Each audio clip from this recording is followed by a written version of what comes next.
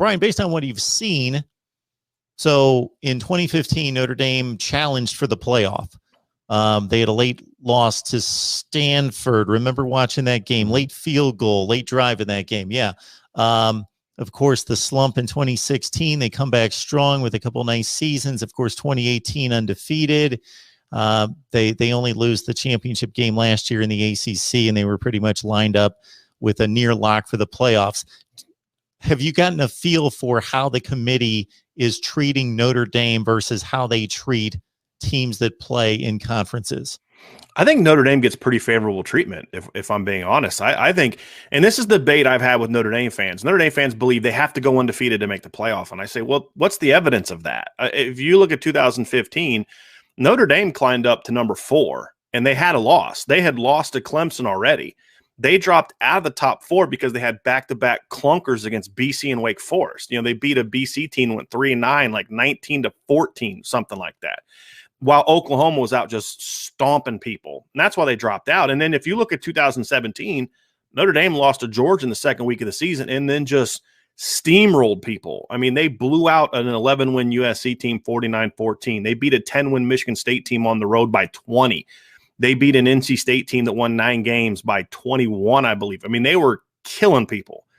And they got all the way up to number 3. So if you're going to tell me if Notre Dame would have gone on the road, beaten a top 10 Miami team, then beat Navy and Stanford, they somehow would have dropped out because they didn't play in a conference championship. There's no evidence of that. I mean, Ohio State made it in 2016. Not only did they not win the Big Ten, they lost to the team that won the Big Ten. Alabama's been in the playoff without having won their conference championship in 2017. So to me, there's just no evidence that Notre Dame has this, you have to go undefeated. Here's what Notre Dame has to do.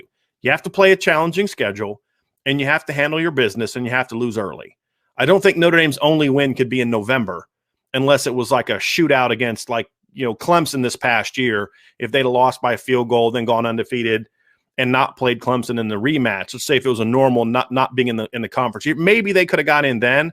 But I think the committee's been very favorable to Notre Dame, and one of the things they've talked about is the diversity of their schedule. They play Big Ten teams, ACC teams, Pac-12 teams, SEC teams.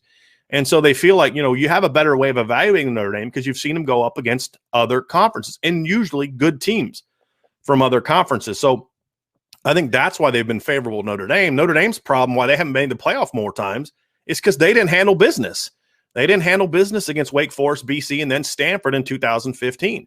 They didn't handle business against Miami in 2017, and then, of course, lost again to Stanford at the end of that year. So when Notre Dame has handled its business, the committee's been very favorable to them.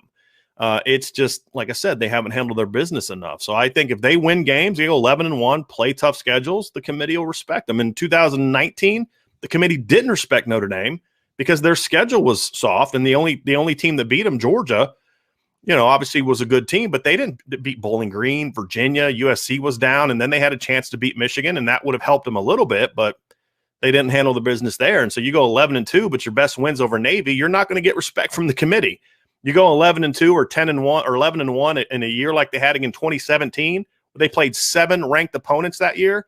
Yeah, the committee's going to give you a little bit of leeway if you're a one-loss team, and they'll probably put you in the playoffs unless it's one of those weird years where there's like 3 undefeated conference champions. So 2017 was a 10-2 year that they beat LSU in the bowl game in the Citrus Bowl. Was that the year? They were 9-3. 9-3. And yeah, so they were 8-1 going into the Miami game. They were all the way up to 3rd. They lost to Miami, then beat Navy, then lost to Stanford at the end of the year to go 9-3. And then they beat LSU in the bowl game to go 10-3. And the Miami game was ugly. Miami was ugly. Yes. 41-8, right? 33-0. And it wasn't really that close. It was like 17-0 for a while, and then Miami had a couple pick sixes and just but Notre Dame's offense went down the field on the first drive. Brandon Wimbush missed a post route that would have been a touchdown on that opening drive. And Notre Dame, like when they missed that, they just never got in any kind of groove. The defense held their own for a while, but when they started turning the ball over and giving Miami short fields, that's when Miami took advantage. And it was a rough day. But, Notre Dame in 2016, it was interesting. Notre Dame was 4-8. One of their 4 wins was over a ranked Miami team. You know, Miami fans don't like talking about that. In overtime. Overtime. No, it was not overtime. It was late in the game. Notre Dame was up big. Miami came back. I think they took a lead on a CJ Sanders fumbled the ball into the end zone, and Miami recovered it.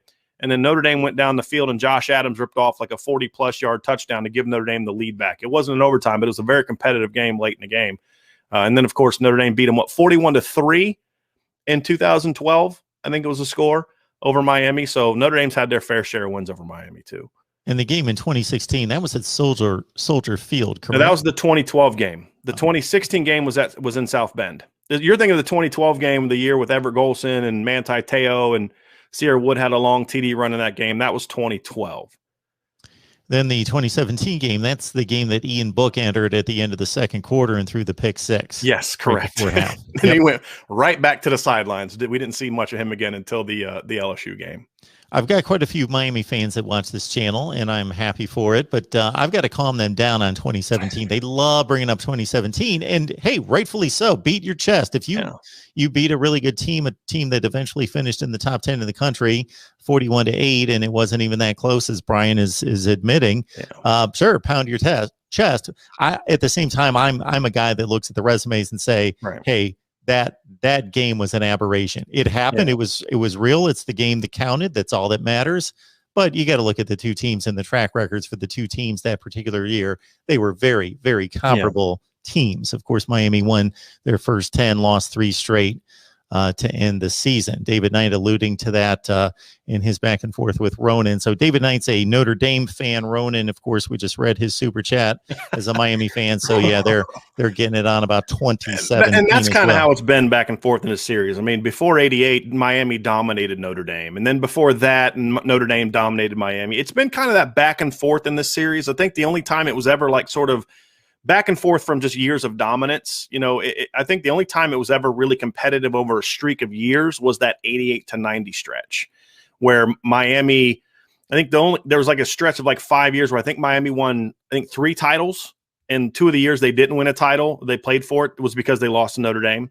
I think the Craig Erickson team in 1990 finished in the top 5. They would have probably had a shot to play for a title if Notre Dame doesn't beat them 29-20. So that's how I grew up on the series. What I would like to see that, again, those are 2 programs that I think need to be good. And I like that rivalry occasionally. It's not one that I would make with any kind of consistency.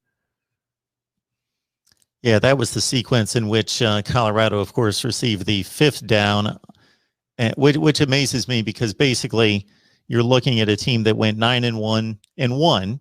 9-1-1. They won or tied for a national championship, split a national championship to be more accurate. They really lost the second game to Missouri because they would have never scored. It's not one of those, there was a bad call, what would have happened? Well, they got a 5th down to score. The game was over. Phantom clipping penlopenalty against Rocket that same year. I was coming your way on that one, Brian. So that was the other one. They really lost 3 games and still won a national championship. Yeah. They should give that one back. I think that Colorado should give that one back. They really should give that one back. My goodness.